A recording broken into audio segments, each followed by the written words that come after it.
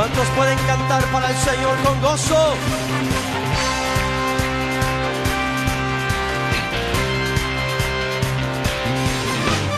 Yo cantaré en la presencia del Señor con gozo y me gozaré, en la casa de Adonai danzaré.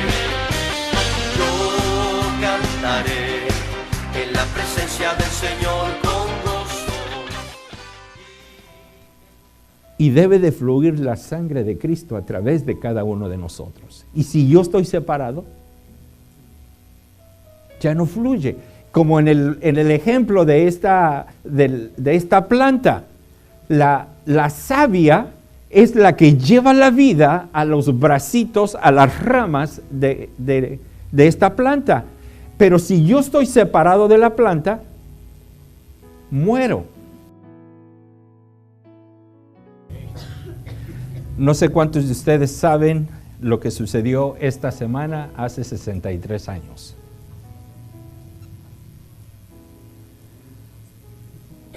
Bueno, yo nací, pero no es eso. Pero eso no es lo más importante. ¿Saben lo que pasó? Allá en un río, en la selva del Perú, de Ecuador, 5 misioneros fallecieron. Con su amor por el Señor, transformados por el amor del Señor, su interés y su deseo era llevar la palabra de Dios a todos aquellos que aún no habían recibido la palabra de Él. Y en ese proceso, ellos pierden la vida.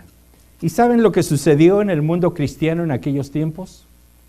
Hubo un despertamiento tremendo dentro de las iglesias, porque según las estadísticas, ha sido una de las épocas donde más misioneros salieron a todo el mundo. Fue un ejemplo tremendo lo que estos 5 misioneros dejaron y como consecuencia fue un grupo tremendo que salió grande de todas las iglesias para seguir hablando de la palabra de Dios. Han pasado 63 años y ahora en el mundo en el cual estamos es un mundo totalmente diferente. Diferente en el sentido de que a la gente ya no le importan las cosas de Dios ahora. No quieren saber más de Él. Comparándolo en los años 50, todo mundo casi iba a la iglesia. Los domingos todo estaba cerrado porque todos estaban en la iglesia adorando y alabando el nombre del Señor. Los hijos se portaban bien porque los padres tenían reglas para con ellos, tanto dentro de la iglesia como fuera de la iglesia. Los muchachos, los problemas más grandes que se metían, ¿saben qué eran? Masticar chicle en las clases, en la iglesia o en la escuela, ¿no? Y eran, que ahora nosotros diríamos eran tonterías por lo que nos metíamos muchas veces en problemas. Pero ahora estamos viviendo en una sociedad, estamos viviendo en un mundo, como el tema que estamos mirando es un mundo que está realmente en una crisis tremenda. Mirando unas estadísticas, pasa algo muy interesante y no me voy a meter mucho a hablar de los diferentes grupos, pero saben de que estaban los baby boomers, después los millennials, después la generación X, Z y bueno, no me voy a meter en nada de eso, pero lo único que sí es de que esta última generación, los millennials o millennials, como les dicen, están matando a las iglesias. Ahora, ¿por qué? Porque es una generación que no le importa las cosas de Dios, las cosas espirituales. ¿Por qué? Porque tienen todo. Son muchachos, son señoritas que han ido a la universidad, se han graduado, tienen buenos trabajos, tienen todo. Y dicen ellos, yo no necesito a Dios. ¿Para qué lo necesito? Podemos ir a nuestros países latinos, España, por ejemplo, hispanos. España, ¿saben de qué cuesta demasiado trabajo ahí el poder hablar de la palabra de Dios? Porque están totalmente cerrados con lo mismo. Vamos a nuestros países latinos, aquí en Latinoamérica, ¿y qué es lo que pasa? Pasa lo mismo. Estamos en una sociedad donde todo ha cambiado. Y además, es algo muy difícil. Y fíjense lo que dicen las estadísticas. 4 de cada 10 estadounidenses entre las edades de 23 años a 38 años ahora dicen que no tienen ninguna afiliación religiosa. De 23 a 38 años. Y esto es algo tremendo, tremendo lo que está sucediendo. Por ejemplo, uno de los grupos, la Iglesia Bautista, ellos reportaron de que el año pasado tuvieron los números más bajos de membresía en la iglesia entre estas edades, de 23 a 38 años. Porque ya no quieren ir a la iglesia, no lo miran importante para ellos. Y al seguir hablando de todo lo que está sucediendo, pueden surgir varios puntos. Por ejemplo, dentro de los cristianos dicen, bueno, no se preocupen porque es algo bueno. Porque ciertamente se han ido, pero como han aprendido de las cosas de Dios, ellos van a regresar. Ese es un punto de vista. Otros dicen, bueno, el Señor está sacando de las iglesias a aquellos que no son verdaderamente cristianos. Así es de que es algo bueno, según ellos. Y hay otros grupos, y pudiéramos seguir hablando de todo esto.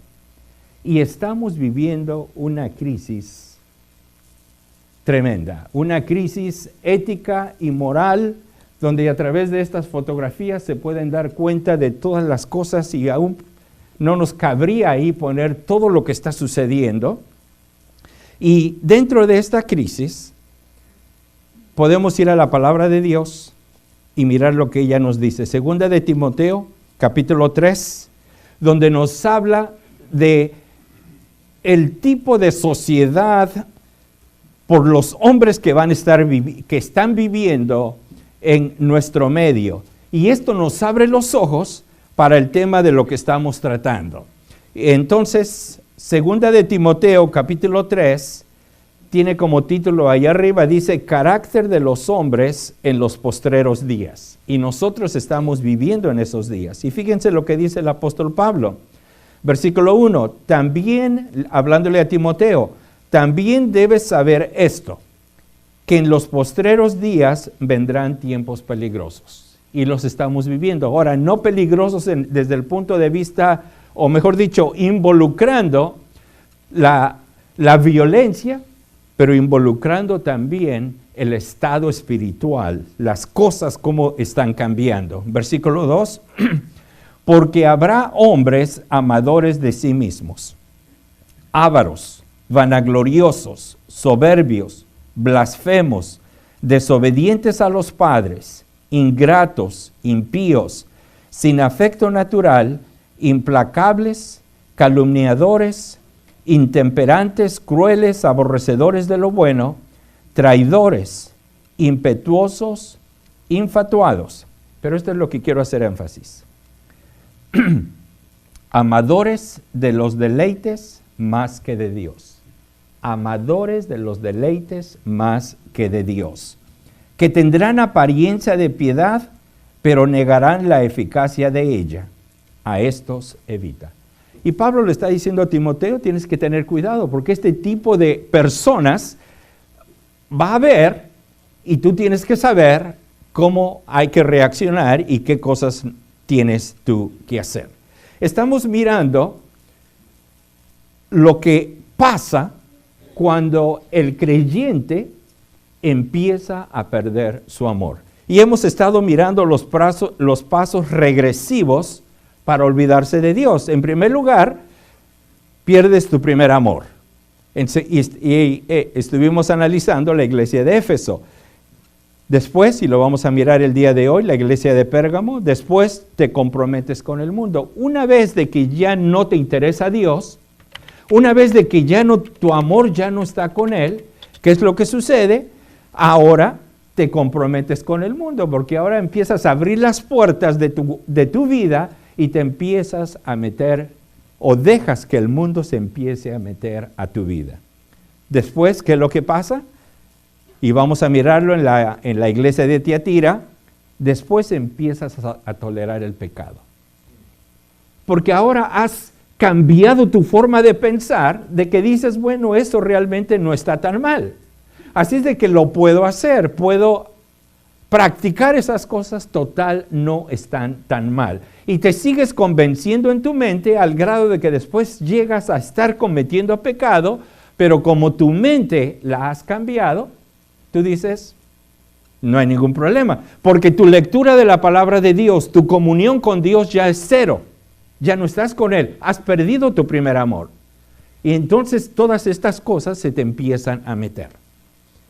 No tan solo esto, pero después vamos a mirar a la iglesia de Sardis y esto trae la muerte espiritual. Porque ya no te estás alimentando de la palabra de Dios. A la iglesia ya casi no vienes, faltas.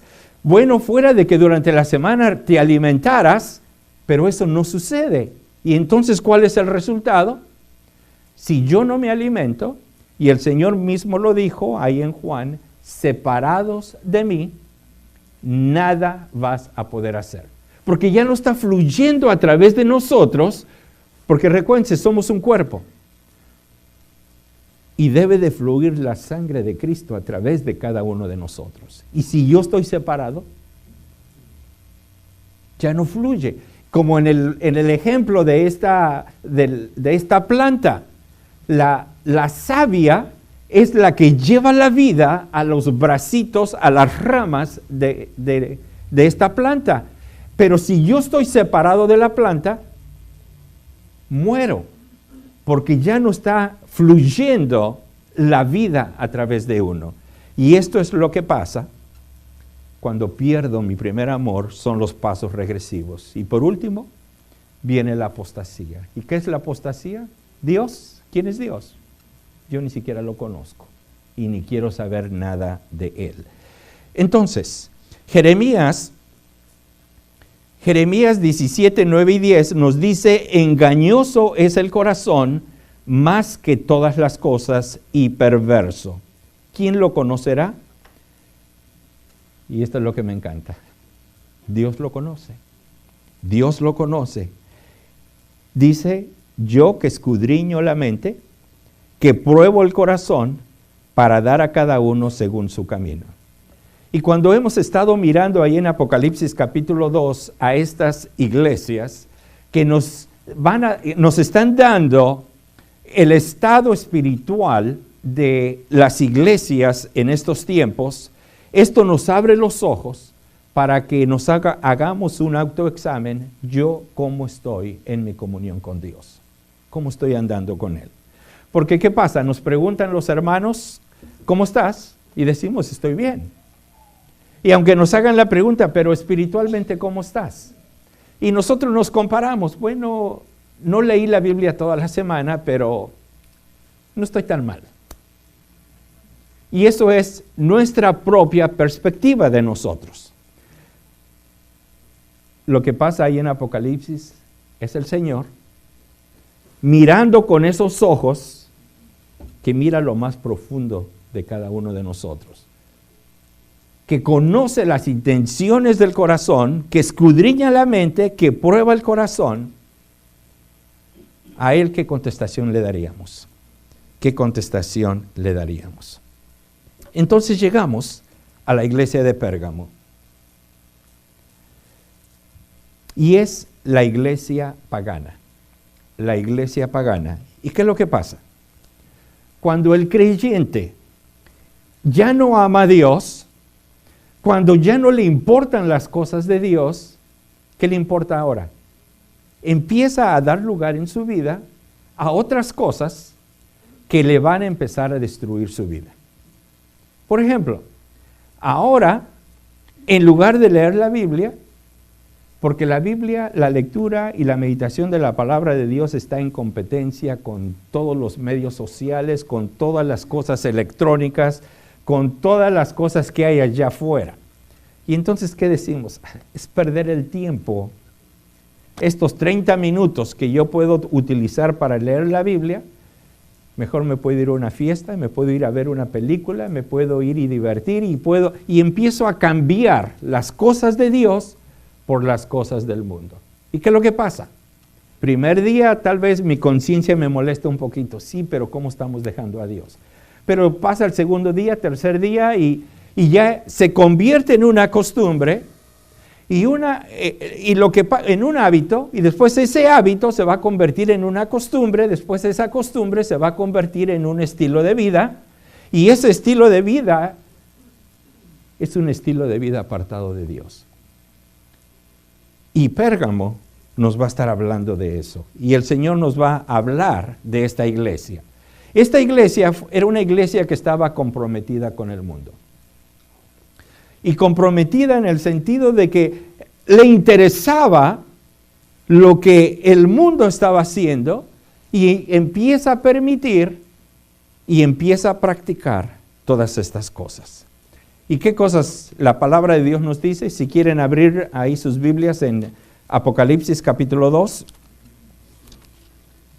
No lo vamos a estar leyendo todo, pero simplemente vamos a estar resaltando lo que el Señor habla y lo que el Señor dice a ellos.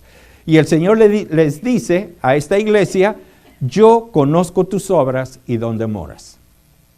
Nuevamente, entre nosotros, ustedes no pueden saber lo que yo hago a menos de que yo se los diga, o a menos de que ustedes me miren y me observen. Pero imagínense, tendrían que andar las 24 horas conmigo para saber, ahora sé lo que haces, ahora sé lo que no haces, y nos escondemos muchas veces. Pero de Dios no nos podemos esconder. Y Dios le dice a esta iglesia, yo conozco tus obras. Y donde moras también, donde está el trono de Satanás, pero retienes mi nombre y no has negado mi fe. Ahora, hay algo interesante de estas iglesias. De las 7 iglesias, 2, Dios tiene palabras buenas para ellos, porque lo andan obedeciendo y están haciendo las cosas que a Dios le agradan. Pero de las otras 5, a 4 de ellas, todavía hay un núcleo de hermanos y hermanas quienes se han guardado y quienes están siguiendo a Dios de todo corazón. El resto de la iglesia no lo está haciendo, pero hay un núcleo muy pequeño ahí que lo siguen guardando. Y de una iglesia no hay nadie.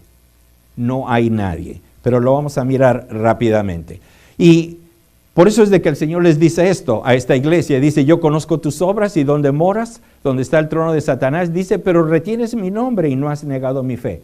Esto es a ese pequeño número de hermanos que continúan fielmente sirviendo al Señor. Porque los demás ha pasado lo contrario. Dice, pero tengo unas pocas cosas contra ti. Que tienes ahí a los que retienen la doctrina de Balaam. Y esto lo pueden leer después en Números, en el Antiguo Testamento, para que sepan quién era Balaam, que enseñaba a Balac a poner tropiezo ante los ojos de Israel, a comer cosas sacrificadas a los ídolos y a cometer fornicación. Poner tropiezo, comer cosas sacrificadas a los ídolos y cometer fornicación. Y también tienes ahí a los que retienen la doctrina de los Nicolaitas, la que yo aborrezco. Ahora, todo esto, ¿saben lo que es? Carnalidad. Carnalidad. Ahora, vamos un poquito. ¿Qué era lo que hacía, qué era lo que Balaam enseñaba? ¿Qué era lo que la palabra de Dios nos dice? ¿Saben? Era la invitación a una tribu que no seguía a Dios, para que estas mujeres vinieran y para que estos jóvenes israelitas tuvieran relaciones sexuales con ellos, sabiendo de que Dios había dicho que esto no debía de ser así. Pero esta doctrina, este seguimiento de esta religión, pudiéramos decirlo así, era, no se preocupen, está bien. Son cosas que Dios nos ha dado como humanos. Es algo normal. no te preocupes, hazlo. Hazlo. ¿Qué es lo que pasa ahora en las escuelas? No, puedes tener sexo, no hay consecuencias. ¿Por qué? Porque ahora te dan la pastillita y total, puedes seguir tu vida haciendo cosas que no debes. Y esto es lo que enseñaba. Después dice la segunda parte, la doctrina de los nicolaitas. Y estudiando un poquito más y lo que dicen la mayoría de los estudiantes de la Biblia, los que se han metido un poquito más adentro, este Nicolás es el Nicolás que se habla en Hechos capítulo 6, donde la palabra de Dios dice que los discípulos estaban muy ocupados haciendo casi todo. Entonces dijeron, oremos para que el Espíritu Santo nos dirija y escojamos a hombres quienes se puedan encargar de las labores materiales, del servicio, al servir las mesas. Y dentro de este grupo está uno que se llama Nicolás. Y de acuerdo a Irineo dice de que este Nicolás no era un creyente verdadero. Al Señor Jesús, dentro del grupo de sus 12, también ¿quién estuvo? Tuvo Judas. Bueno, dentro de este grupo de los primeros diáconos que hubo, estaba este Nicolás. Y este Nicolás después, él abandona por completo la fe y continúa ahora influenciando a dar libertad a la carnalidad para empezar a hacer todo este tipo de cosas que deshonran a Dios. Una de las cosas interesantes era de que como lo miraban de que anduvo con los discípulos, tenía un renombre este Nicolás. Por eso es de que esta gran cantidad de gente lo empieza a seguir, porque dicen, bueno, estuvo con los discípulos, es una persona importante y debemos de poner atención a lo que él nos dice.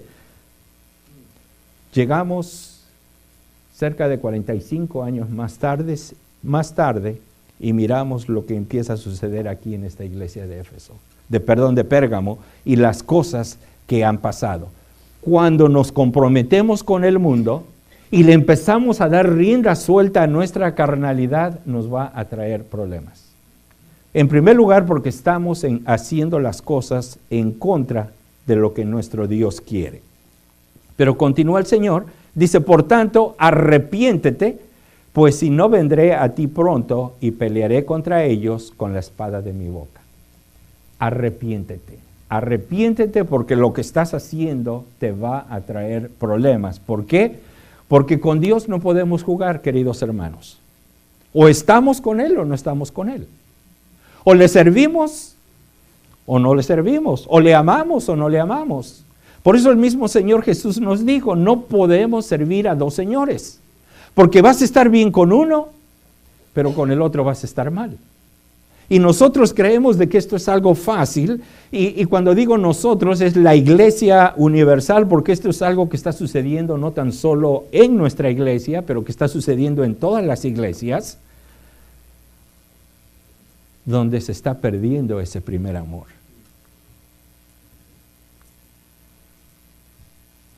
Isaías dice, deje el impío su camino y el hombre inicuo sus pensamientos. Vuélvanse a nuestro Dios, que es generoso para perdonar. Dios pedía de esta iglesia que se arrepintiese. Y tenemos la hermosa promesa de nuestro Dios, que no importa qué hayamos hecho, si nosotros venimos delante de Él con un corazón sincero y le pedimos perdón, perdóname por haberme alejado de ti, Él nos perdona, Él nos restaura, y Él nos da la oportunidad de poder seguir adelante tomados de la mano de Él. Pero tiene que haber ese arrepentimiento. La segunda iglesia, Tiatira, que es la iglesia inmoral, donde la inmoralidad abrió las puertas y empieza a suceder todo esto. El día de hoy, ¿qué es lo que pasa? El día de hoy, la inmoralidad está en nuestras puertas, está enfrente de nuestros ojos. Todos tenemos nuestros teléfonos. ¿Qué pasa cuando estamos en el internet o estamos buscando algo y por accidente apretamos algo y sale algo que no debemos de mirar? ¿Qué hacemos? A principio, ¿saben lo que hacíamos? Ups, y hasta nerviosos nos poníamos y no sabíamos ni qué hacer. Pero al pasar el tiempo, vamos a ver qué es esto. ¿Y qué es lo que pasa? Con las computadoras, con las revistas, con tantas otras cosas que hay disponible, con las pláticas, empezamos a dejar que la inmoralidad se empiece a meter a nosotros. Hasta nos reímos, ¿no? Las novelas, ¿no? Las películas, hay tanta cosa, y ahora hasta nos reímos. Mira lo que dijo y de lo que le pasó. Tengamos mucho cuidado. Y esta iglesia, la de Tiatira, ahora la iglesia está celebrando el casamiento con el mundo. Está celebrando el casamiento con el mundo. Pérgamo estaba comprometida con el mundo. Y ahora Tiatira dice, bueno, vamos a casarnos. Vamos a tener esta relación entre nosotros. ¿Qué dice el Señor? El Señor a esta iglesia de Tiatira, donde está la inmoralidad, esta iglesia que se ha casado con el mundo, el Señor le dice lo siguiente. Nuevamente, yo conozco tus obras, y amor, y fe, y servicio, y tu paciencia, y que tus obras postreras son más que las primeras. Y este es hablando al núcleo que todavía continúa siendo fiel al Señor. Porque el resto de la iglesia, fíjense lo que dice el Señor, pero tengo unas pocas cosas contra ti. En primer lugar, que toleras que esa mujer Jezabel, que se dice profetiza, ¿qué hace? Enseñe y seduzca a mis siervos a fornicar y a comer cosas sacrificadas a los ídolos. ¿Qué pasa cuando prendemos muchas veces la televisión o el internet o en Facebook? Podemos mirar predicaciones de otros lugares. Mujeres enseñando. No, las que miramos ahora no fueron las primeras. Desde aquel tiempo ya teníamos a Jezabel. Jezabel levantándose y enseñando a toda la iglesia. Y fíjense las cosas que enseñaba. Seducía a sus siervos a fornicar y a comer cosas sacrificadas a los ídolos. Y yo me la puedo imaginar, ¿no? Subiéndose allá arriba, tengan sexo, diviértanse, emborráchense, usen drogas, no hay ningún problema. Dios está contento si ustedes lo hacen. ¿Se pueden imaginar? ¿Se pueden imaginar? Bueno, era lo que estaba pasando con esta mujer. La enseñanza y las cosas que estaban haciendo, y es algo realmente tremendo. La inmoralidad te va a destruir, querido hermano. Si tú estás permitiendo en tu vida que a través de cualquier cosa, ya sea algo electrónico, ya sea algo físico, ya sea algo mental, donde tú no le pones un freno a tu mente. Había un querido hermano, creo que muchos a lo mejor se recuerdan de él, José Barrios, Pepe Barrios. Él decía de que porque en México hubo un tiempo que se decía de que la segunda mirada era el problema. En otras palabras, de que yo podía mirar algo y no hay problema, el problema era la segunda mirada. Es, por ejemplo, puedo mirar a una muchacha pasando y la miro, y según en esos tiempos decíamos que era la segunda mirada la que era el problema. Cuando yo por segunda vez me quedo mirando, pero ya no miro rápido, sino ahora me quedo detenido y la mente sigue pensando. Ahora, nuestro hermano decía una cosa también interesante. Dice, muchas veces dice de los que tienen autos o los que tienen coches, ¿qué es lo que pasa con el espejo retrovisor? Miran también a una muchacha y según ellos van manejando bien, pero no quitan el ojo del espejo porque quieren seguir mirando. ¿Saben que la inmoralidad es como cuando se nos antoja algo dulce? No nos conformamos con una mordidita, que es lo que queremos. Una vez de que lo mordimos, nos gustó y queremos más y más y más. Y esto es lo que hace la inmoralidad en la vida del creyente. Una vez de que abrimos las puertas, se empieza a meter y te empieza a destruir. Una de las cosas más tremendas que está sucediendo el día de hoy es la pornografía. Y tanto antes se hablaba más que esto era un problema de los hombres, pero se ha descubierto, según las estadísticas nuevamente, de que también un grupo bien grande de mujeres está sucediendo todo esto. ¿Y qué es lo que pasa? ¿Cómo empezó todo? Algo tal vez muy inocente, y esto está destruyendo a vidas, está destruyendo matrimonios, está destruyendo iglesias. ¿Ustedes han sabido de cuántos pastores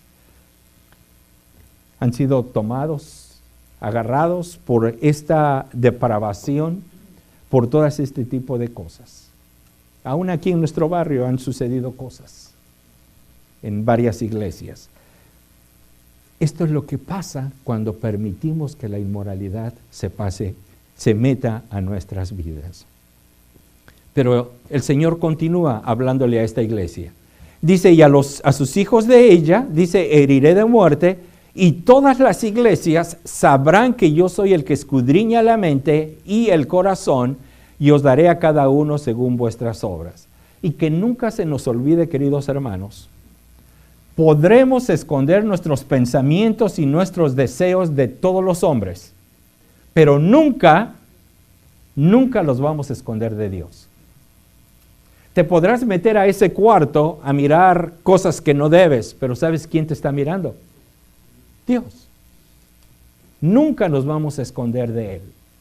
Así es de que esto que nos sirva a todos nosotros, incluyéndome a mí, a tener mucho cuidado en qué es lo que hacemos, qué es lo que miramos, qué es lo que leemos, qué es lo que pensamos, porque todo esto va a traer consecuencias. Después dice, a cuantos no tienen esa doctrina y no han conocido lo que ellos llaman las profundidades de Satanás, porque esto es la maravilla de nuestro Dios, de que a pesar de que hay en esta iglesia, por ejemplo, la mayoría estaban siguiendo esto, había un grupo que no. Y este grupo, por eso el Señor les dice, a cuantos no tienen esa doctrina y no han conocido lo que ellos llaman las profundidades de Satanás, yo os digo, no os impondré otra carga, pero lo que tenéis, retenedlo hasta que yo venga. Retenedlo hasta que yo venga. ¿Qué nos dice la palabra de Dios? Dice, ni tampoco presentéis vuestros miembros al pecado como instrumentos de iniquidad, sino presentaos vosotros mismos a Dios como vivos de entre los muertos y vuestros miembros a Dios como instrumentos de justicia. Esto es lo que Dios quiere, que nosotros no le pongamos ese alto a esta inmoralidad y que permitamos de que sea el Espíritu Santo el que nos controle y que nuestros miembros de nuestro cuerpo no sean utilizados para el pecado, sino que sean utilizados para Dios, para la honra y para la gloria de Él. Después llegamos a la iglesia de Sardis. Y esta iglesia ya está muerta. Ya está muerta. ¿Cómo sabemos cuando algo está muerto? Huele. Y un olor feo, ¿verdad? Que no lo podemos ni siquiera soportar. Lo triste de esta iglesia es de que ni siquiera sabe que está muerta. Ellos creen que están vivos. Estaba leyendo un poquito acerca de lo que es la lepra. Esta enfermedad tremenda, ¿no? Tremenda que aún existe, pero con todos los nuevos adelantos dentro de la medicina se ha reducido, pero inmensamente. Ahora, ¿qué es lo que la lepra hace? Una vez de que esa bacteria te empieza a afectar, empieza a matar esos tejidos musculares, empieza a afectar a los nervios de tal forma que los mata en realidad en esa sección donde ha llegado, donde tú te puedes pegar y ya ni siquiera sientes, has perdido todo el control del sentir, del tacto en esas áreas donde te ha tocado este virus, esta bacteria, y poco a poco sigue avanzando hasta que te mata. Y no es de que muchas veces hemos escuchado de que los que tienen esta enfermedad se les caen dedos, por ejemplo, eso no es cierto. Lo que pasa es de que, por supuesto, una vez de que tú ya no tienes el sentido, ya no puedes sentir lo frío o lo caliente, te puedes lastimar y cuando te lastimas te puedes cortar por completo un dedo, por ejemplo, y tú ni siquiera ya lo sientes. Y sabes, eso es lo que hace el pecado en tu vida. Todos decimos, no, pero nada me ha pasado. Yo lo he estado haciendo y no tengo ningún problema. Pero el pecado nos está destruyendo internamente. Y cuando nos damos cuenta, como esta iglesia ya estaba moribunda, estaba a punto de morir. La iglesia de Sardis. Y fíjense lo que le dice el Señor: yo conozco tus obras. Y nuevamente, me encanta cómo el Señor sigue repitiendo para que se nos quede bien grabado a nosotros. No nos podemos esconder de nadie. Dios sabe y conoce lo que hay en nuestras mentes. Yo conozco tus obras, que tienes nombre de que vives, y fíjense, pero estás muerto. Porque la iglesia está diciendo, no, pero estoy respirando, estoy moviéndome, estoy haciendo cosas.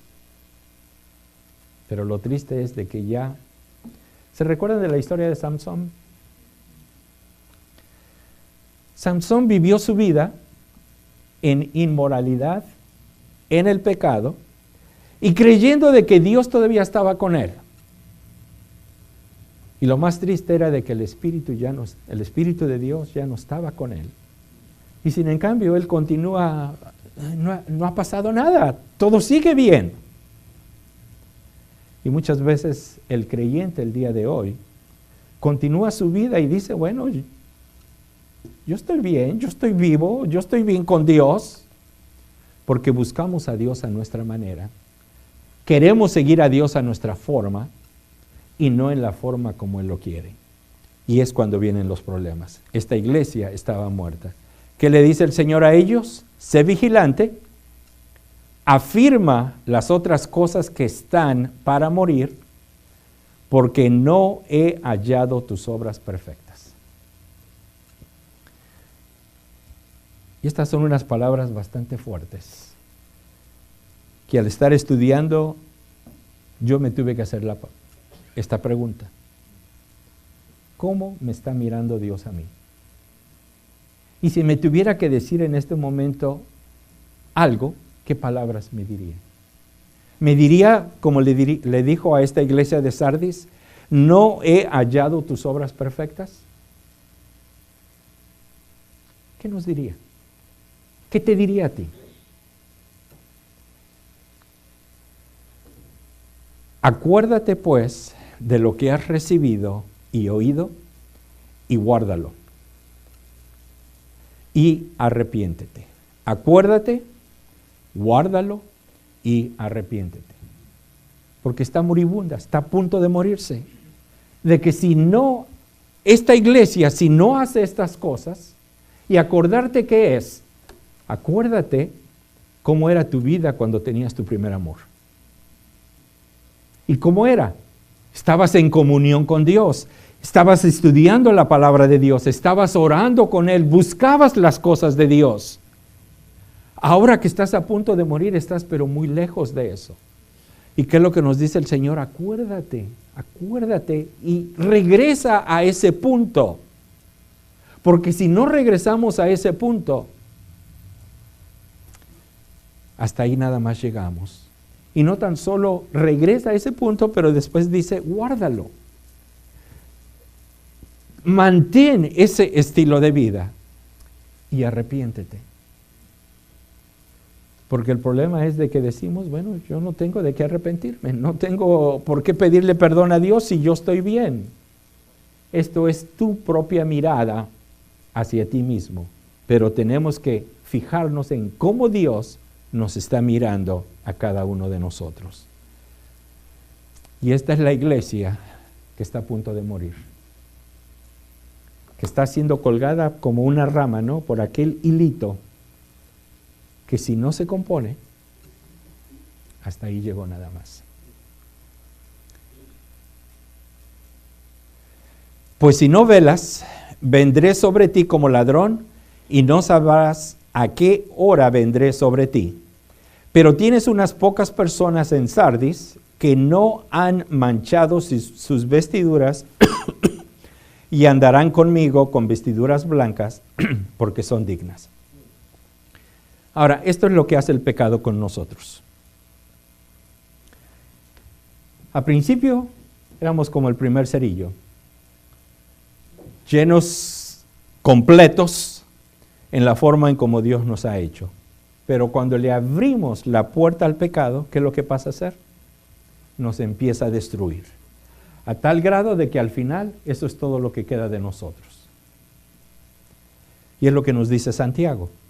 Santiago nos dice, para que podamos entender, cada uno es tentado cuando de su propia concupiscencia es atraído y seducido. Es cuando yo le doy lugar a ese pensamiento aquí en mi mente y lo empiezo a entretener, en lugar de pararlo, lo empiezo a entretener porque el pecado es algo bonito.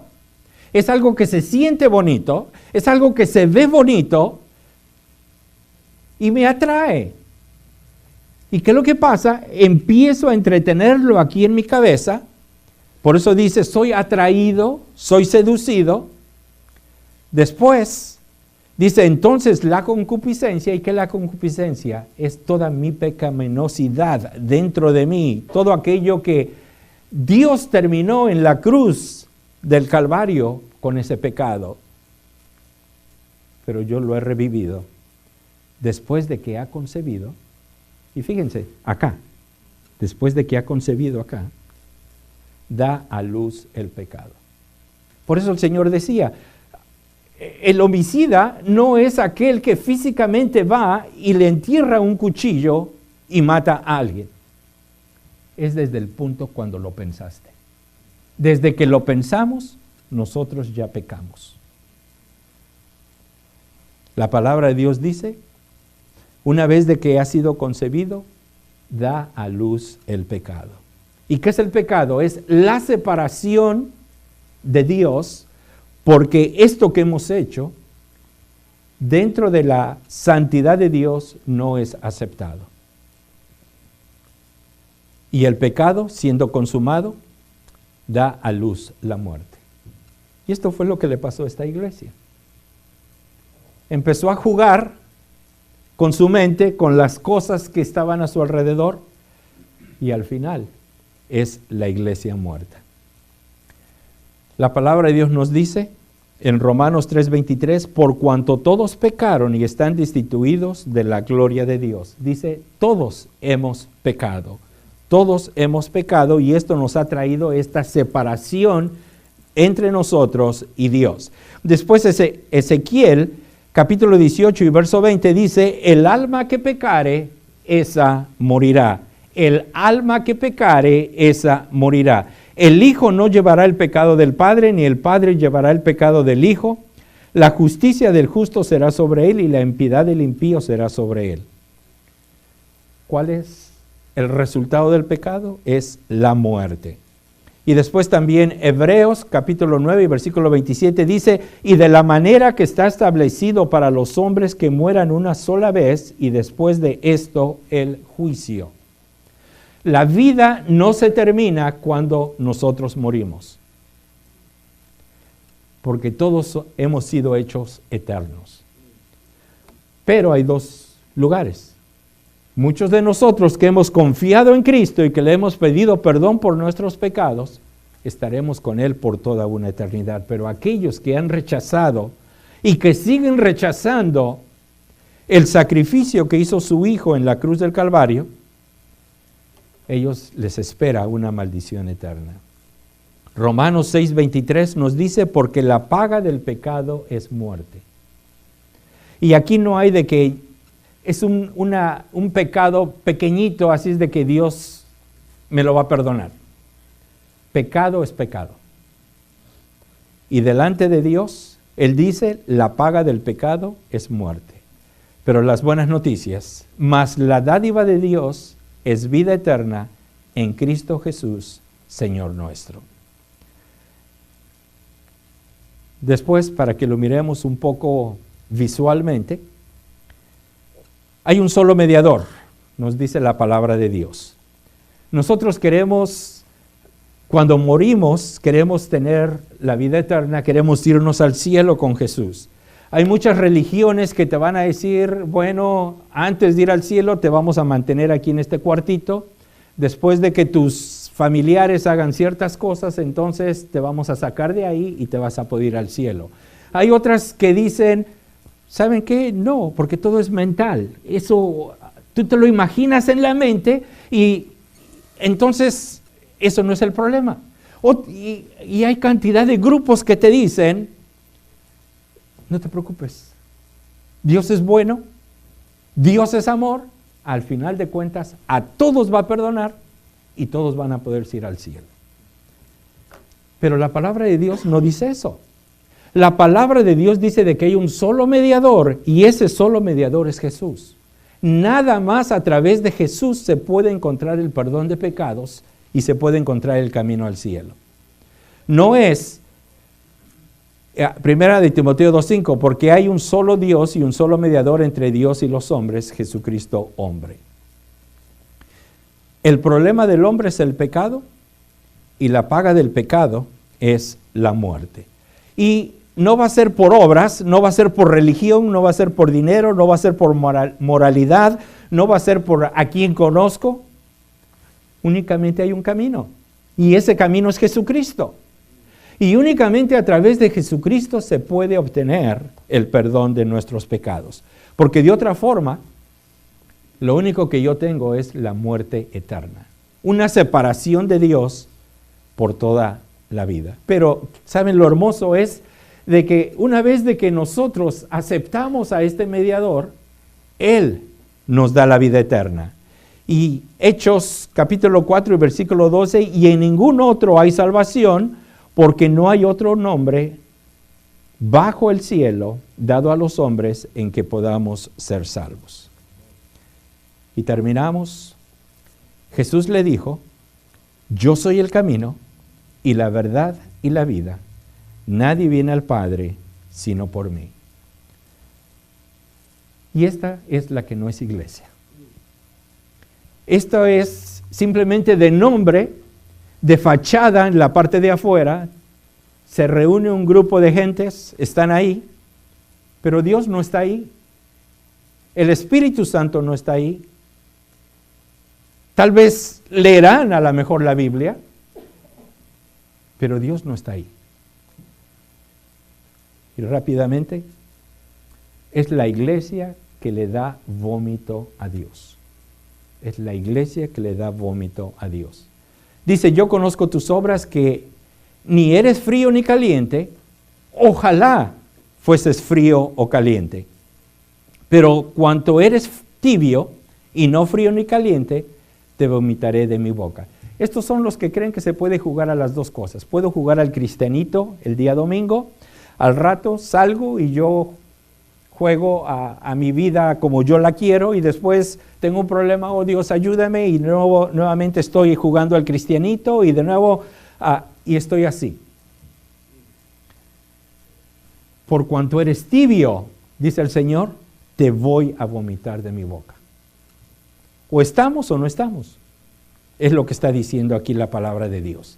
Dice, porque tú dices, soy rico. Y viene aquí la autosuficiencia. Yo no te necesito, Dios, porque yo tengo todo. Además, me he enriquecido y me he enriquecido por mi fuerza, por mi sabiduría, por todo lo que yo soy. Esto es lo que me ha dado lo que yo tengo. Tú, Dios, no hiciste nada de esto. Yo fui el que fui a trabajar todos los días, me maté trabajando, me maté haciendo todo este tipo de cosas. Por eso ahora todo lo que yo tengo, eso es mío, no tuyo. Y de ninguna cosa tengo necesidad. Así es de que ¿para qué te necesito, Dios? No te necesito. Y el Señor le dice, y no sabes de que tú eres un desventurado, miserable, pobre, ciego y desnudo. Esto es lo que es ser apóstata. Donde tú dices, yo no te necesito, Dios. ¿Para qué te necesito?